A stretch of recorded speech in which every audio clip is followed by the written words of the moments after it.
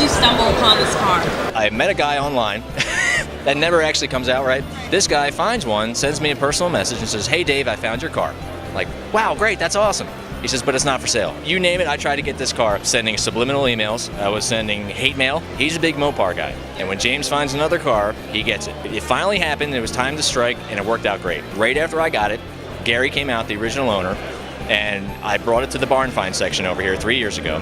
So it was displayed with the gray fenders, and the nickname the Beater Bee sticks to it because it's an all beat up car. Gary passed away, and he wasn't able to follow the restoration. It took a lot of the wind out of my sails to continue the car, but through Jeff and Kristen, the son and daughter, with them following along, and all my friends saying, "You got to get the car done, it's a lot of fun." I'm like, I know. Kind of went through the sadness and worked through it. Kristen and Jeff have been so wonderful following this. I thought, you know what, I'm going to bring this back, and I'm going to have them finish up the restoration where their dad left off. Tell me, how did you stumble upon this car? Well, I hate saying it, but I met a guy online. That never actually comes out right. And it's a forum for these particular cars. And when I first saw one of these cars, I wanted it. I wanted a specific one. I wanted a Hemi orange. I wanted a black top. I wanted bucket seats, console, 4-speed. And that's what I wanted. They didn't make that many of them. There's only about 50 or 60 known to exist in this color combination. So I thought, well, let me go on this website, figure it out. This guy finds one, sends me a personal message and says, "Hey Dave, I found your car." Like, wow, great, that's awesome. He says, but it's not for sale. I'm like, okay, so why did you email me? So anyway, we started a friendship for 3 years, and I started a campaign to get this car. I was sending subliminal emails. I was sending hate mail. I was sending direct communications, text messages. You name it, I tried to get this car. Finally, with James being the guy he is, James Tate is a gentleman, he's a big Mopar guy. And when James finds another car, he gets it. And it finally happened. It was time to strike, and it worked out great. So I got the car after 3 years of badgering, complaining, and nagging him, and came to Texas. Right after I got it, Gary came out, the original owner, and I brought it to the barn find section over here 3 years ago. So it was displayed with the gray fenders, and the nickname the Beater Bee sticks to it because it's an all beat up car. Had a great time. Bob and I became friends, and we struck a deal with me bringing it back as an unveiling, and I was going to have Gary here to help me unveil it. So that's how I actually came back to the car.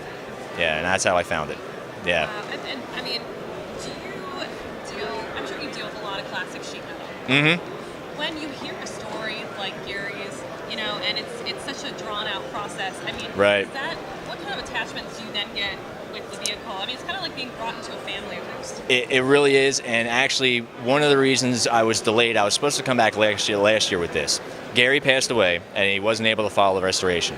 It took a lot of the wind out of my sails to continue the car, but through Jeff and Kristen, the son and daughter, with them following along, and all my friends saying, "You got to get the car done, it's a lot of fun." I'm like, I know. I kind of went through the sadness and worked through it, and I wrote a little message on the quarter panel saying, "We miss you, Gary, from all your buds," and stuff like that. Kristen and Jeff have been so wonderful following this. I thought, you know what, I'm going to bring this back, and I'm going to have them finish up the restoration where their dad left off, and that's where we are today. So I have a big attachment to this. There's a lot of people. Unfortunately, I went on another website and became friends with a lot of guys. It's not coming out right how this is coming out. So, but anyway, all the buddies are here. They're having a great time. It's all about the people in this show, and it's all about the people in this car that are around. There's such a circle around this car. It's the most fun I've had with one car. Right. As far as people goes in relation to the car. It's great. It's awesome. From Super B from Beater B to Super B, you've made the full... To Beautiful B. Exactly. Yeah. Mm-hmm. Final question here. Yeah. What was it like when you were able to put the final piece on with Gary's kids this morning? What was going through your mind? There was a lot going through the mind. I almost had to sit down a little bit because I didn't know that this was actually final. This day was finally here. This was one of those days where Bob has even said, "Have you slept? Have you slept? Have you slept?" And this was starting back in January because I knew November was coming. I was so nervous about this day that they were going to be able to make it and be here to do this, completing their dad's car's restoration. When I saw them finally doing it, it was almost a tear-up moment. It was awesome. It's now I know the car is done, and it can go on to either myself is to keep it, or if it moves on to another owner. But for them, they know that a piece of their dad is always here, and it's always going to be here. Yeah. Can you tell me what kind of engine? And sure. Just like a little bit of logistics. This is a '69 Super B. It's a half-year model. and it's known as the A12 package. It's a 446 pack, so it's a 440 engine with 3 2-barrel carburetors. It's rated at 390 horsepower, has a Hemi 4-speed transmission. The Dana rear end is a 410 axle in the gears. The only options on the car were black steel wheels, no hubcaps, a lift-off fiberglass hood, and that was it. And so, I mean, you could get other options on the car, but the A12 package gave you this, and this was meant to be a street stop-line to stop-line racer and beat everything out there. And hence the name Beater Bee. This thing really got beat up out there. Yeah, and according to Gary's stories, and I have every single one of them, everybody would pull up next to him on that, see that six-pack, saying, "Want to run that six-pack?" He's like, "Let's do it." And next thing you know, he's racing somebody down Woodward. Wow. Yeah, it's awesome. Good stories.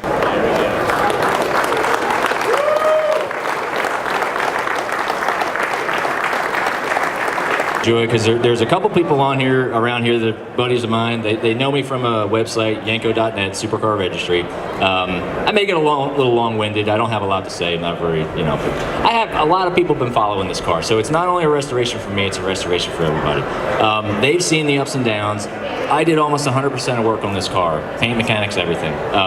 The trunk, that was the only part of the car that was okay.